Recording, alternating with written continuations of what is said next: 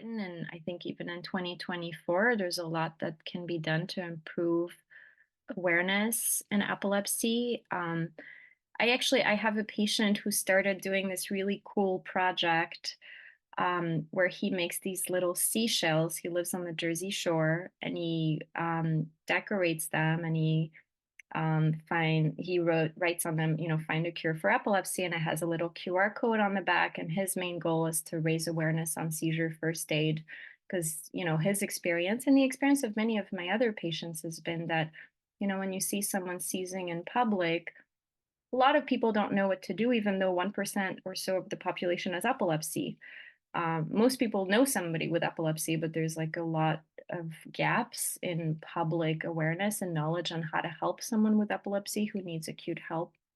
So I'm always really proud of him when he sends me, pictures of like some of the response that he's been getting locally. And like my kids have decorated their own seashells. I have them all over my house.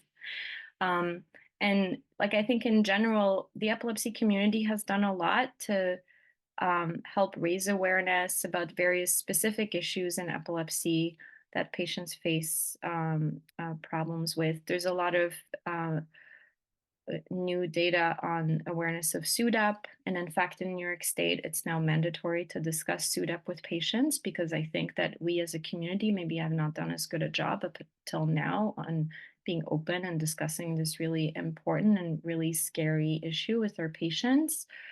And I think that we're hopefully starting to do better in discussing that.